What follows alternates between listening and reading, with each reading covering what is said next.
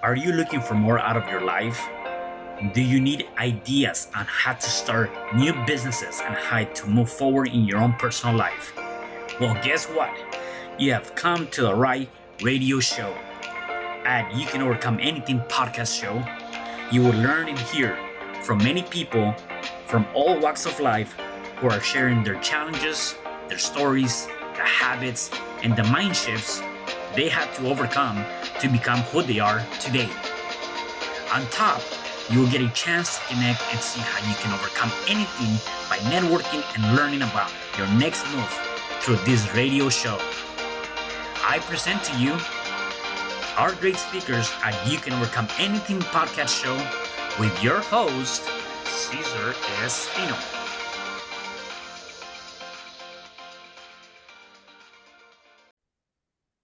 Hello there, and welcome back to another episode of You Can Overcome Anything podcast show. It is your host, Cesar Espino, and today I have a special guest. Her name is Alia Yasmin Khan.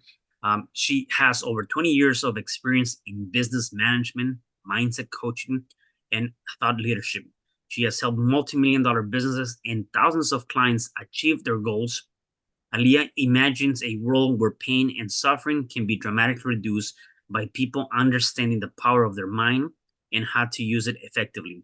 After 4 years of trials to perfect the intuitive Ascending Mind program, in 2022, she founded Sublime Knowledge, a mindset coaching company in Phoenix, Arizona. Hey, Alia, how are you today? I'm great. How are you doing? I'm doing good. I'm doing good. Thank you for being here. So, tell me a little bit more about you, and let's go back in time. Tell me where are you originally from, and well, how was your upbringing? So, a few of my years were spent in Florida, but the majority, we were seven. I was seven when we moved to New York. I think I started like second grade in New York. And so most of my childhood was in New York City. I grew up in Queens. And, through the majority of my childhood, I had an abundance of challenges, emotionally. And I had a difficult time processing some of those challenges. And I think that's what built me as strong emotionally as I am, and being able to disconnect and overcome those challenges. And when I say disconnect, accepting the feelings and emotions, but being able to rewire myself so that I could succeed, so that I could move forward and not drag through with a ton of baggage. So that's pretty much been my path for the most part. I lost my dad when I was 11, and going through that process was very traumatic, and I didn't know how to process that.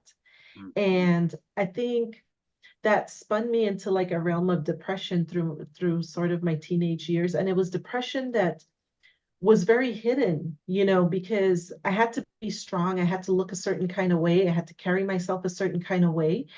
And that was the expectation, and I tried to sort of balance that. And it was very challenging in my teenage years. And as I got older, I connected with someone that actually helped me through the auditing process, and they taught me about the reactive mind and the analytical mind. And I mean, I was 19 or 20, but that changed my life. Just understanding the duality of the mind. It was the biggest game changer. And my life would then go the path that I would set intentions for it to go. And but I still was an unconscious competent at that point still, because I wasn't really making these choices altogether consciously. And back in 2018, 2017, 2018, a huge challenge came along. My mom got really sick, and the doctor said, you know what, she doesn't have much longer. And I literally left my career, like my business world, behind and dedicated time just to taking care of her.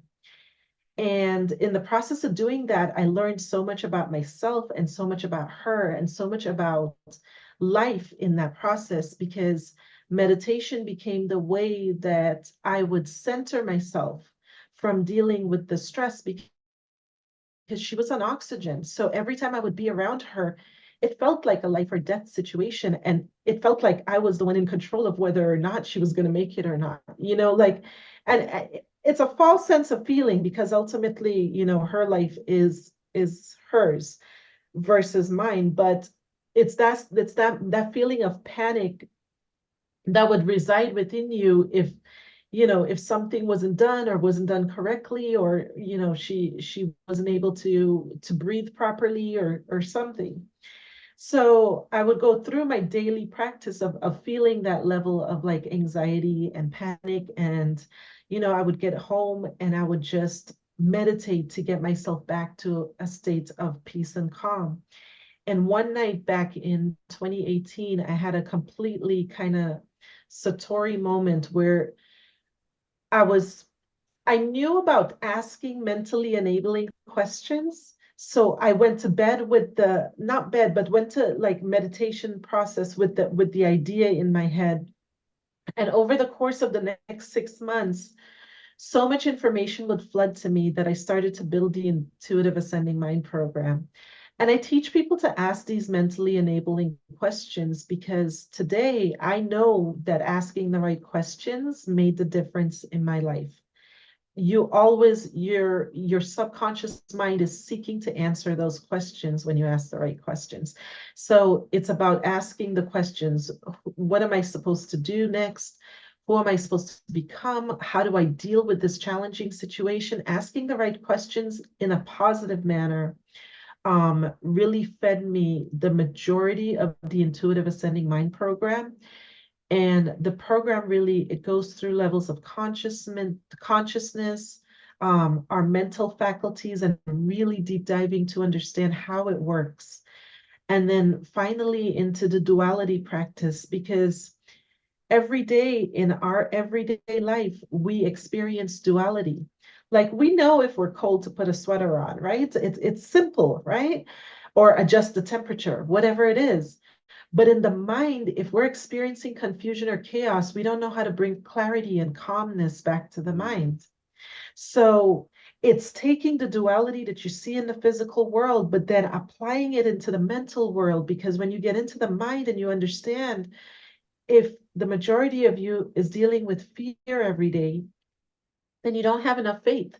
Mm. It's a dualistic balance. So that's basically, that's the information I share with people. That's the foundation of the coaching.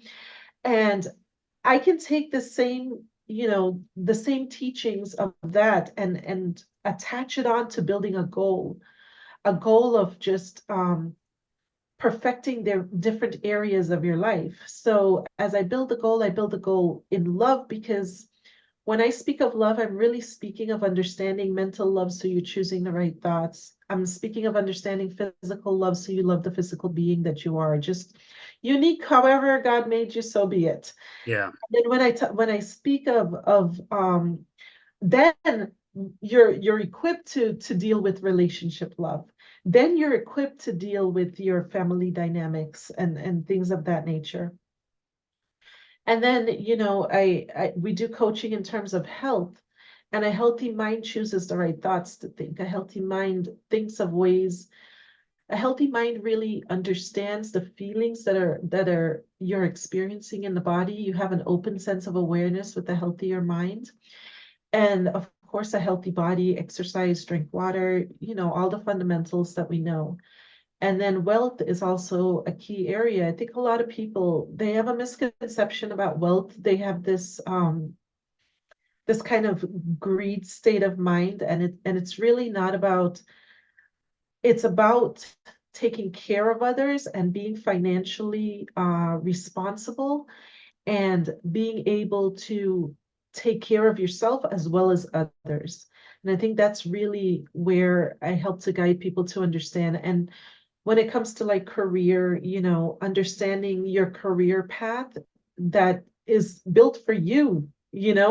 I've listened to all your podcasts and like, seen this is your career path. It's amazing because I could just hear and feel and sense that you're in your element as you're doing it. And it's a beautiful thing to see. Yeah, no, definitely. Thank you.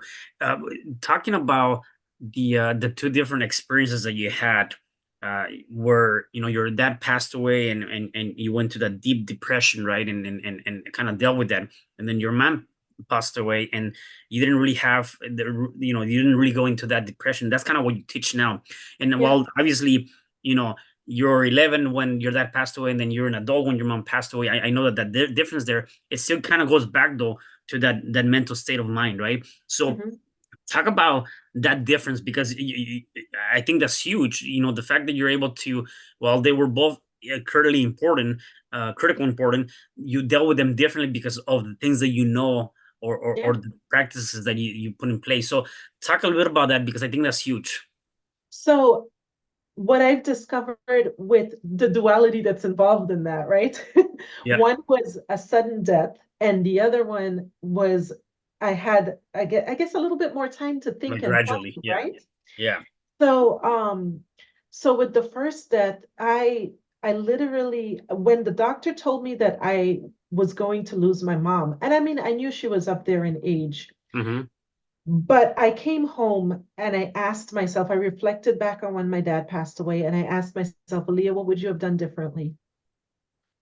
More I love yous, more I forgive yous, Mm, more compassion, more more everything. At 11, it was, Daddy, I want this, Daddy, I want that. It's selfish, right? Me just being me. I mean, but I'm 11, so I'm not hard on myself, but it's just the different for the sure. understanding, the emotional development had not occurred there.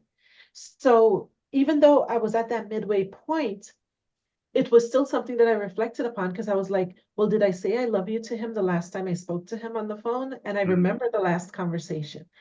So with my mom, it was the utmost level of compassion. There was nothing that she couldn't call me and ask me for, and I wouldn't run and do. And I mean, not even like walk and do, I mean, run and do. mm-hmm. Like I quit the job, I left the career. I didn't even worry about anything financially. I just kind of like said, you know what, this is my time with her. And I'm gonna figure it out along the way. And and I did. And it was the forgiveness, the love, everything. The last words that she ever like said to me in the hospital, the last time I saw her, was, I love you, baby. And that was the most amazing feeling, to have that experience with her and know that it was genuine and know that it was sincere and know that it was just so meaningful. And a lot of people miss that opportunity. They don't get to have that type of experience. And the other thing that I think was a huge difference is that when I was 11, it was poor me. This happened to me, right? Mm-hmm. And then at this point, it's like, oh, this happened for me to be able to express as much love as possible to her. This happened for me to be able to forgive her. This happened for me to be able to transition and grow and understand that death is a given. We take that for granted, but it's a given. We're all going to experience it. Yeah. And the people that we hold close to us, we don't live in that unconditional loving space with them. A lot of times there's conditions attached to the love. So it's, you did this for me, then I'm gonna give you this, or you do that. It's a bartering of some sort when it comes to love. And love is really not about that. It's really the most, self-love is what will allow you to understand how to love others. I guess it really starts with the self first and Yeah. foremost. Yeah, I think there's a couple of lessons there, and definitely as we get older, we got to be able to recognize that.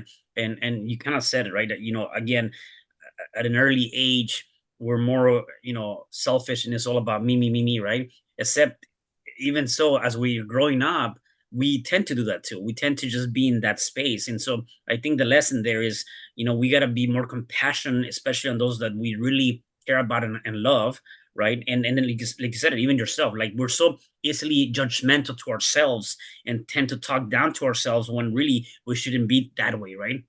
The second thing Exactly. I think is huge there is that, um, in an instance like that, we always got to be able to be prepared to show our emotions to the people that we really care about, and be able to give them that hug, or be able to say I love you, because you just never know. I say this a lot in my show, is that we're here today and we're gone tomorrow, and we just never know when that's going to be. And so we got to be able to do more of that. And then the last thing that I would say to this is that you said something about the mind, which I think is huge, and I want to definitely dive into that. Is that it reminds me of the African proverb that says, "When there's no enemy within, there's no enemy outside that can do you no harm." Right, and so uh, meaning that if there's nothing going on in your head, then really doesn't matter what's happening on the outside because you're good with yourself, with your mind. Uh, I forget who it was, and I mean, it was probably Les Brown or something. He said the biggest war that's taking place right now is not the one in the Middle East or something in a different country. The biggest war that's going on right now is the one between your two ears, whatever is going on in your head. And we're able to understand that, and we're able to figure out how can we utilize the mind for our benefit, right? To help us. I mean, it's a very powerful tool. It can either make you or break you. It can make you do things that you don't want to do, right? In a very negative way, or it can definitely open up doors for you. So we got to be able to understand that. And so, having that said, how do we tap in, or how can we start, it's an abundant type of mindset, right? So it's going to be very difficult. I said, how can we start tapping into that one thing that came to us at no extra cost when we were born, which is our mind? How do we start tapping into that, and start understanding and learning how to best utilize our mind and our emotions and all of that, to have a better life? So one of the things we have to understand is that inherently we're wired with fear. Hmm. And this is the main thing that we just have to understand. We have to accept that we're wired with fear. The fear didn't come from a place of real fear. It really came from a place of love for the most part, for most individuals. I'm really not talking about people that have gone through abuse on a high scale. Um, what do I mean by this? You see, when we're born, we have this blank subconscious, and we're just feeding the subconscious. And as we're feeding the subconscious, mom has a desire to protect the child at all cost. Mm. So mom's environment is fear because she's afraid, if the child goes too close to the pool, he'll drown or she'll drown. Or if the child goes to touch a hot stove, mom might yell at them or say, get back from that. All of these are, while they are done with love to protect the child, from the child's wide open subconscious, they see a dangerous world. Mhm. They see a world that will hurt them from a child's perspective. Now, most people do not grow up and dedicate enough time to working on themselves. They don't. So if you work on yourself, you can uncover what was instilled in childhood and what was instilled to a wide open subconscious. And when I say a wide open subconscious, our subconscious mind is the thing that we are responsible for guarding. We have to be the gatekeepers for that mind because that mind is so precious. It is our autonomous mind. If we load all the right programs in there, it works efficiently. If we load bad programs in there, we struggle. And it creates our physical world, so we struggle. So where do we start? We got to go back and we got to look at subconscious programs that we have had installed.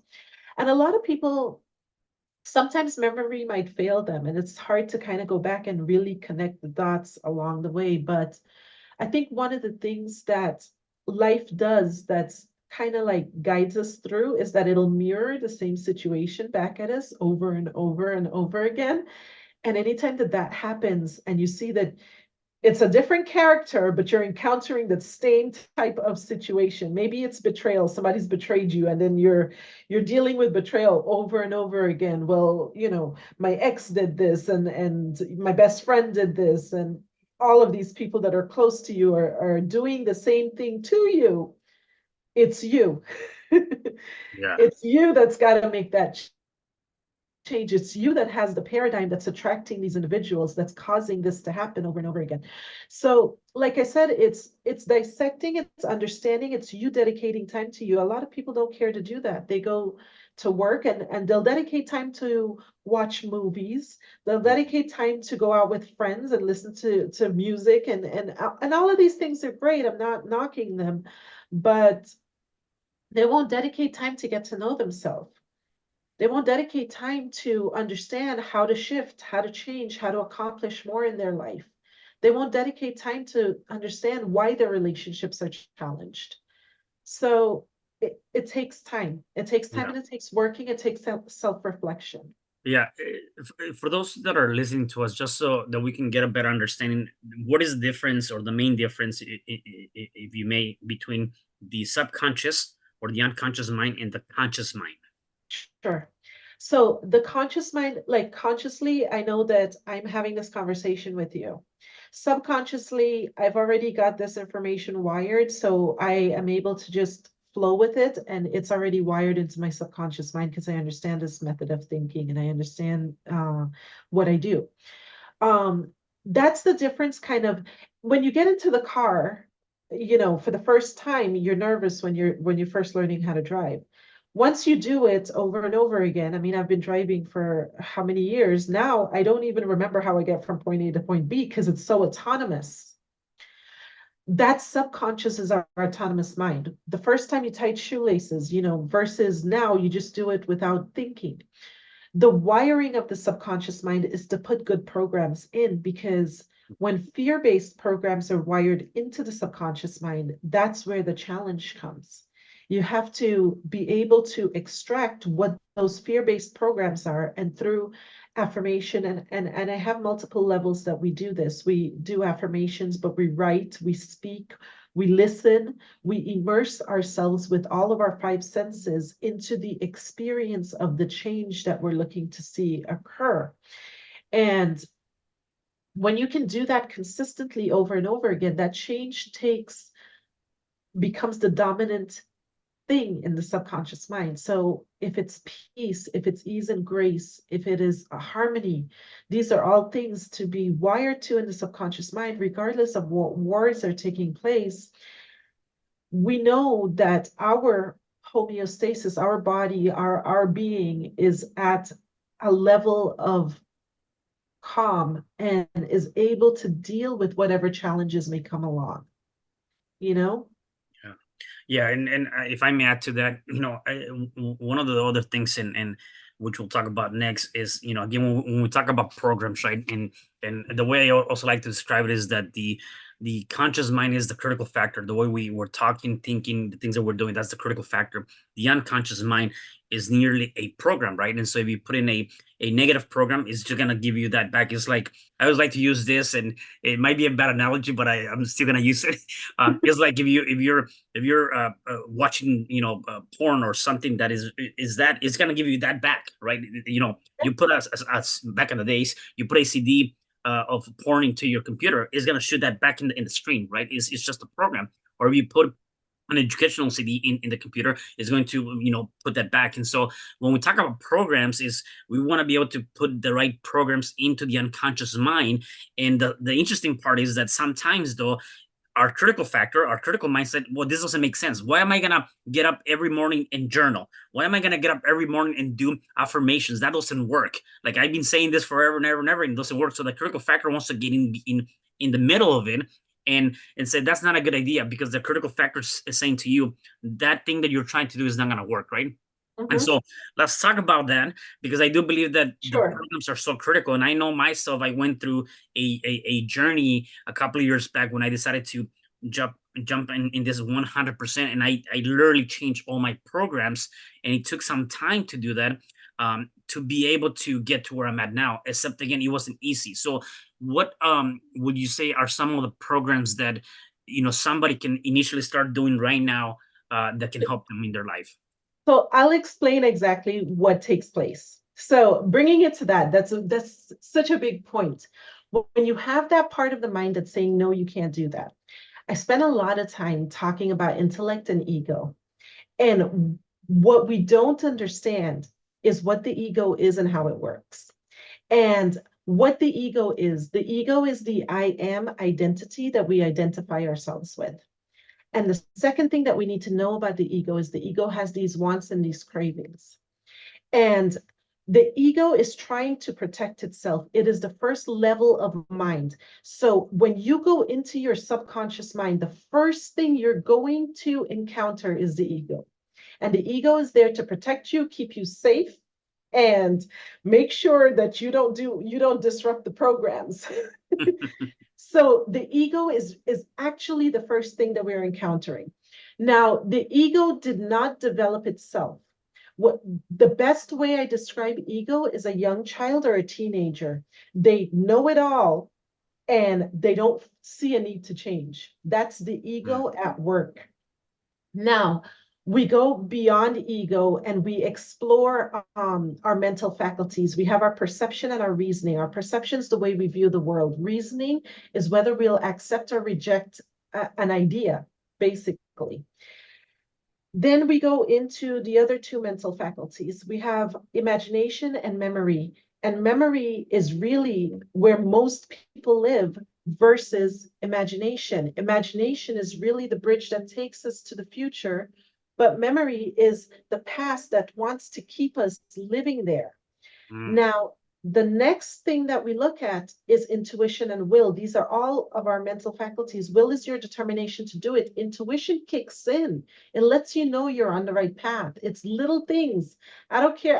I see intuition all the time. I might drive up behind a car and it's got a message on it. I'm like, oh, well, that applies to my life. There we go. Intuition's kicking in. It's that simple. mm, Understanding and mastering those mental faculties. Then we go one level higher. Intellect. Intellect chooses.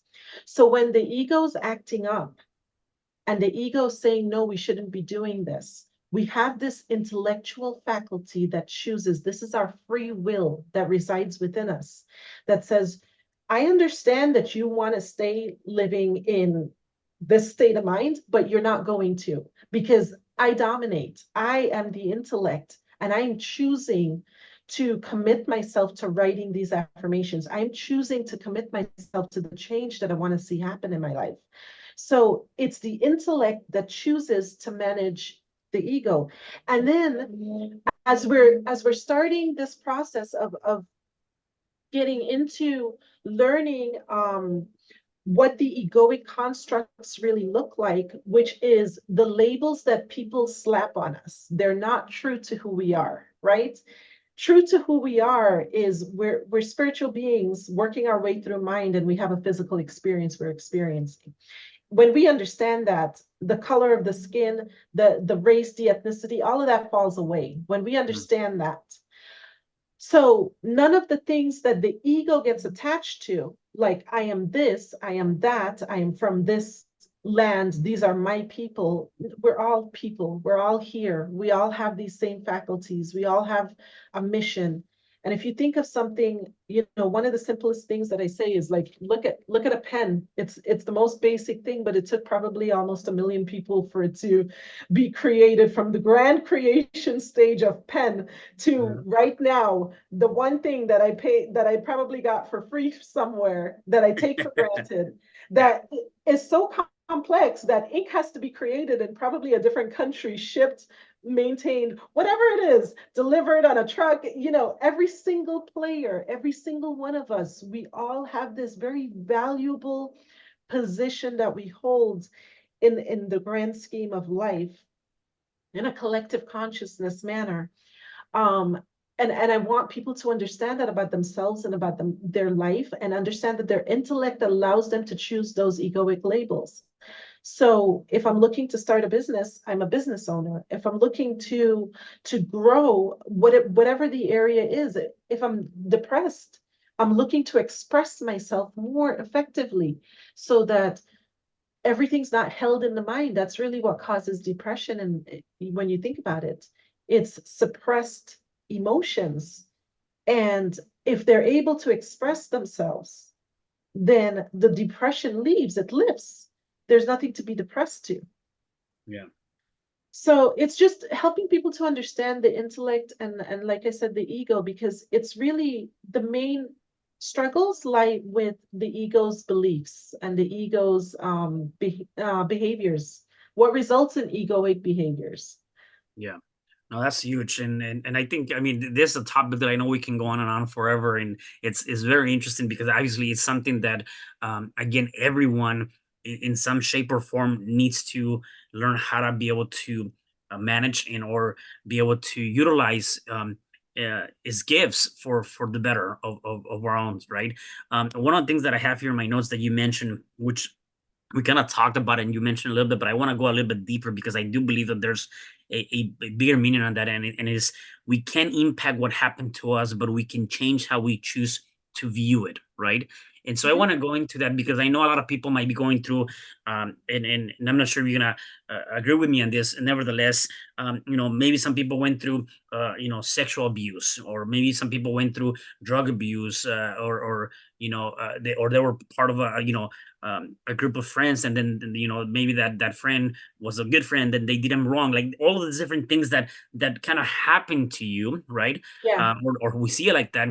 um and one of the things that I would say to that uh is that as you're saying is we cannot really impact what happens to us. Like, there's nothing that I can do if somebody decided on their own to sexually abuse me, right? And I Mhm. cannot in that example, while I know it's harsh, and once you're able to get outside of that, is we cannot stay down on that place. And so it is not my responsibility. It is not what happened to me, but it is my responsibility to do something about it, right? And then change that, whatever that might be. So let's talk about that for a little bit, because again, I think that's huge, because again, there's Sure. many things that might be taking place in that area.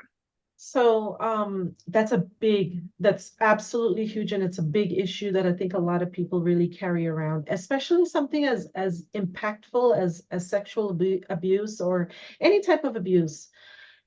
Here's what I will say to it. We can choose where we're going to put the focus. Okay. The challenge with putting the focus. So let's look at it on a 100% scale. Let's say 80% of your day is focused on the traumatic situation that happened to you, and 20% of your day is focused on love, health, and wealth, on career or whatever. Mhm. 20%. 80% is always going to dominate your life. Mm, And this is the thing that we have to understand, because where focus goes, energy flows, and we know this.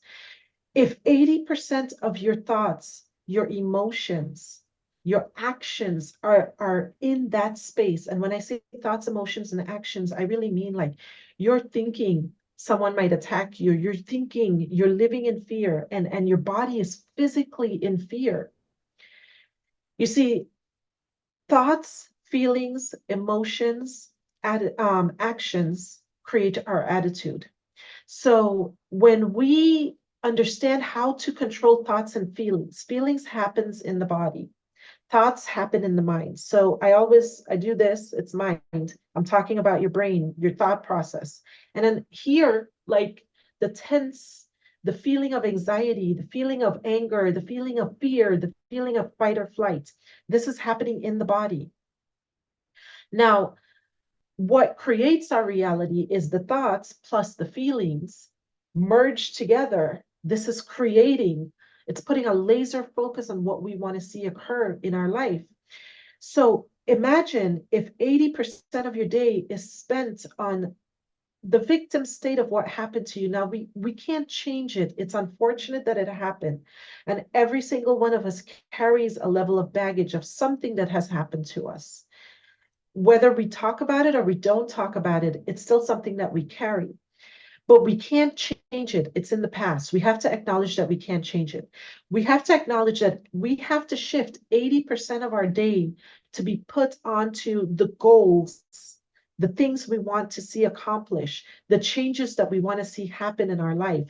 And that changes could be changes in behaviors, changes in having more faith instead of fear towards the outside world, and rewiring ourselves. So when I flip the script on individuals that have dealt with situations like that, I'm flipping the script on them in such a manner that I'm saying, okay, 80%, when I speak immersive experience, I want 80% of your day focused on I am strong, I am confident, no one can take advantage of me. I am me, and I am going to be untouchable. And things of that nature, in which we have to again go into the mind, and just like we would adjust the temperature in physical reality, we have to go into the mind and adjust the frequency in the mind from fear, worry, doubt, fear, anxiousness, over to a place of faith and hopefulness, and move the marker in that space a little bit further. I usually don't like the word hope. I will share that, but it's more faith than it is anything else, and conviction. But that takes wiring because it's in the subconscious mind that they're reliving this situation over and over again. It's memory and imagination. They're not using imagination enough to create a safe world for themselves as an adult. They're using memories from the past that's weighing and trapping them and keeping them from reaching their full potential.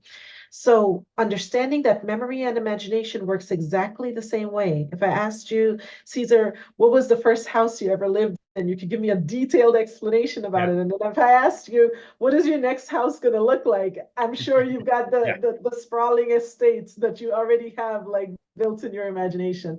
Yeah. Now, is 80% of your subconscious mind focused on the sprawling estate, the beautiful house that you want to live in, or is 80% focused on Mhm. the past trauma? Does that make sense now? Yeah, for sure. Yeah, definitely. Yeah. And again, it's not our fault that something happened to us, but it is our then No, responsibility to do something about it, right? And at the end of the day, that's what it is. it's not our fault. And the thing is that we don't know, we don't have that level of awareness that we even have control to do something about it. Right. Yeah. That's what hurts me the most about people's experiences is that I want to say you have all the control in the world because you really do. You don't have control over the individuals that did what they did Right. to you. They're going to be dealt with. They're accountable for whatever they do. From my perspective, mentally, emotionally, spiritually, they're accountable for it. But you're accountable. If you continue to give them 80% of your day, then you're empowering them still. To do more, for So sure. Yeah. why would we do that? Like why would we want to do that? We want you to be empowered. It should be 80% of the life you want to live, not 80% of the harm that was caused to you. Yeah. Let's talk about your coaching. So you actually help people in this area. Tell me a little bit more about your coaching program. How does that work? And then is it on a case by case basis? Do you do group coaching? Do you do individual coaching? Or they're all about the same length of time? Yep. So the actual fundamentals of coaching, even though this sounds a little bit more emotional, can be applied and was applied for me in a business realm for years and years and years. Mhm. And the reason why it's a lot easier when you apply it to the business realm than it is when you're dealing with a person and Yeah. their individual kind of baggage or whatever. Um, but what I do when we do the coaching is we do individual sessions. I love to have clients. Those clients, the one thing I ask them is to have a goal. Approach me with a goal, say this is what I want to do, and I can guide them along the way and support them because usually most people don't have the level of support that they need in order to get from where they're at to where they want to get to. I have very simple systems that work. Repetition is one of them. We do these behaviors repetitiously, and it's like I said, the immersive experience.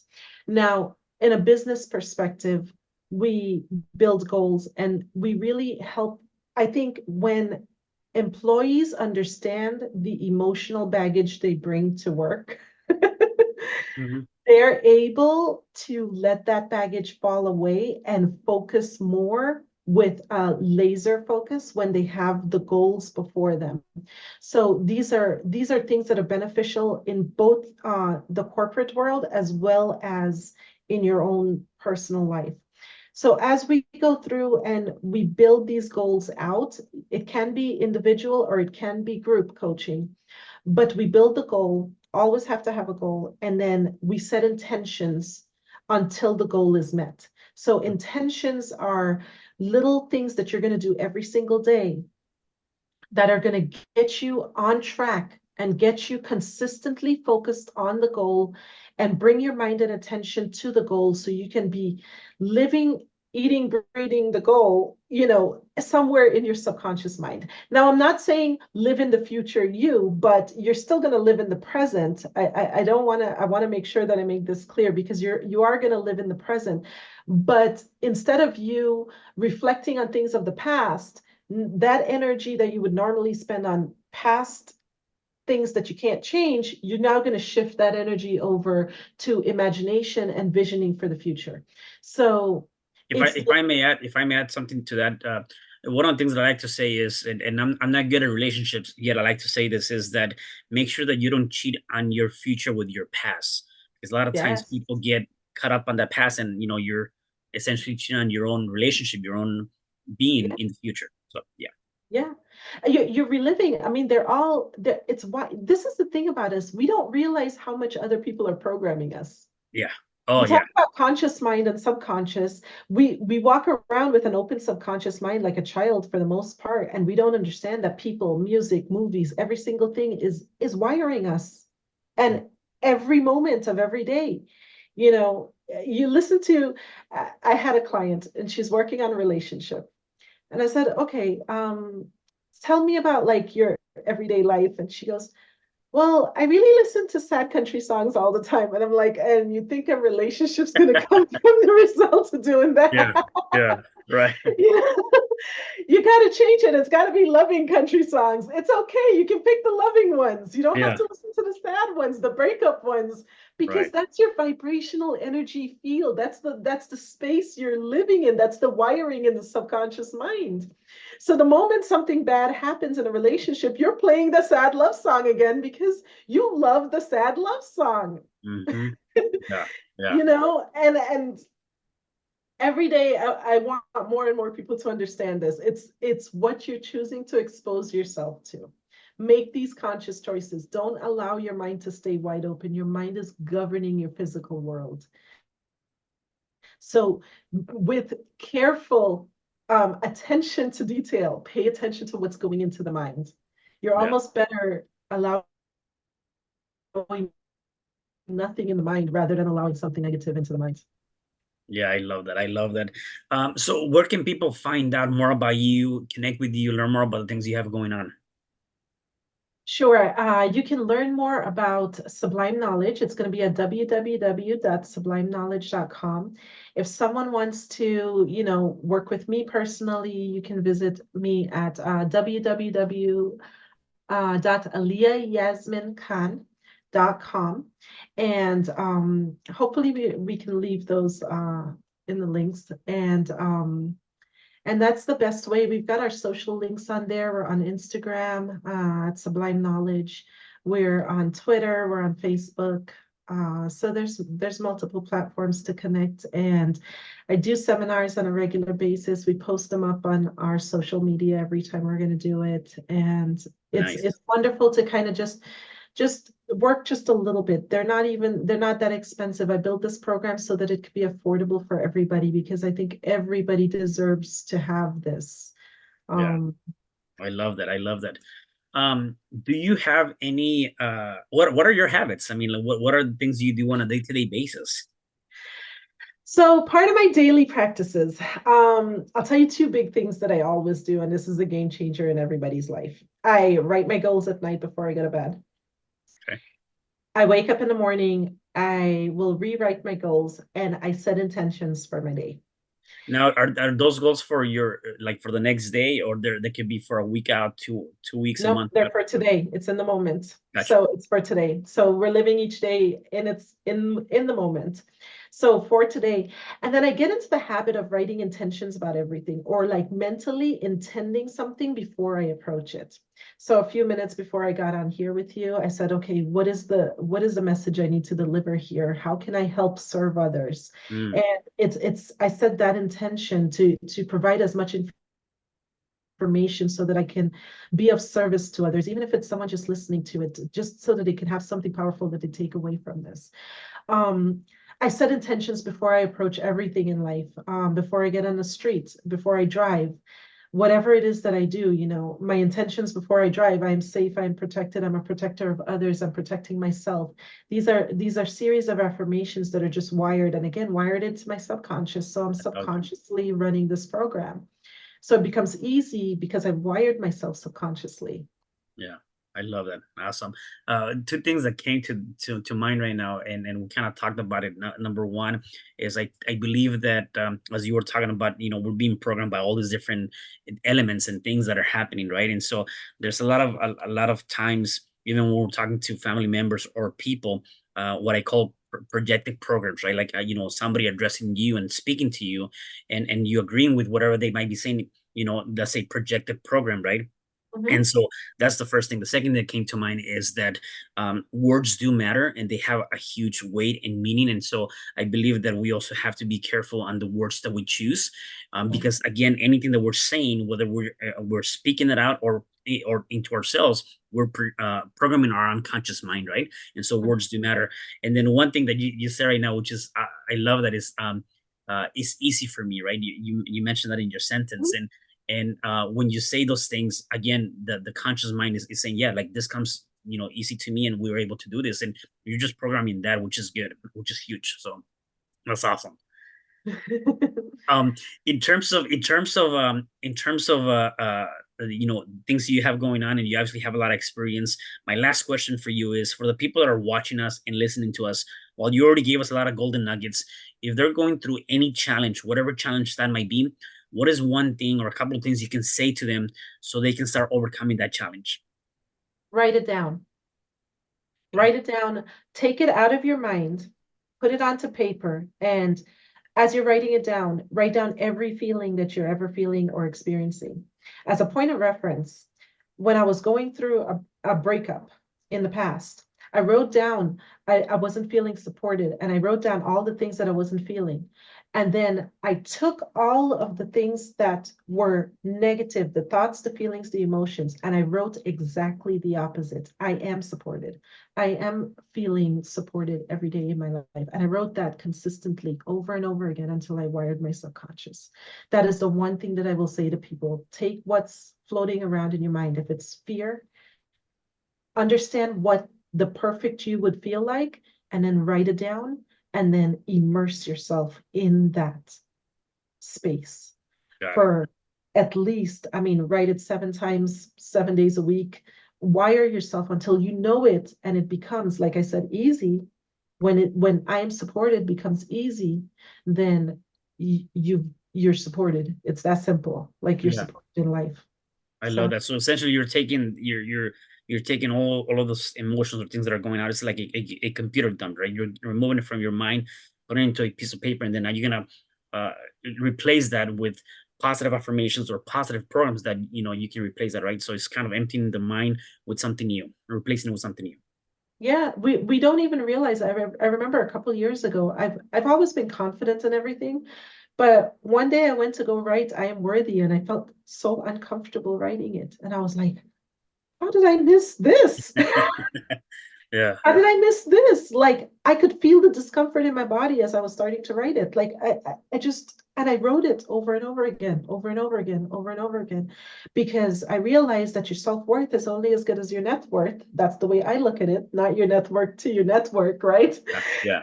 But no, it's your self-worth that determines your net worth. So I started to really focus on understanding the importance of feeling worthy and the importance of deserving.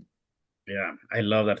Well, Leah, thank you again for being here. I definitely, there was a lot of great golden nuggets, a lot of information you gave us. So thank you for being here. Anything else that you want to share?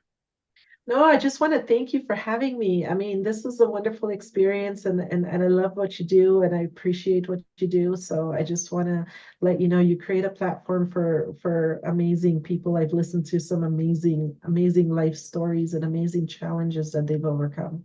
So Yeah. you're doing amazing, and I'm humbled that you have me on your show. So thank you. Thank you. I really appreciate you for that. And for the rest of you guys, do me a favor. Please make sure that you share this message, because definitely somebody needs to hear it. And I'll see you guys in the next episode of You Can Overcome Anything podcast show. Thank you. Hi, I'm Cesar Espino, real estate investor, business coach, and consultant, and author of the book, You Can Overcome Anything Even When the World Says No. My number is 424-501-6046. In my book, I talk about making the necessary changes to shift your mind for prosperity and certainty. Pick up your copy at Amazon. I also love helping families with their real estate and can purchase your house fast and all cash. Follow me on Instagram, Facebook, and LinkedIn. My number is 424-501-6046. Thank you for having me today. I am so glad you've tuned into this podcast. You can find me at your favorite podcast platform where you can like, subscribe, comment, and share. And to learn more about myself, my services, you can find me at www.cesarrespino.com, or you can also find me at your social media. Thanks for joining me, and I am looking forward to having you at the next episode. And know you truly can overcome anything.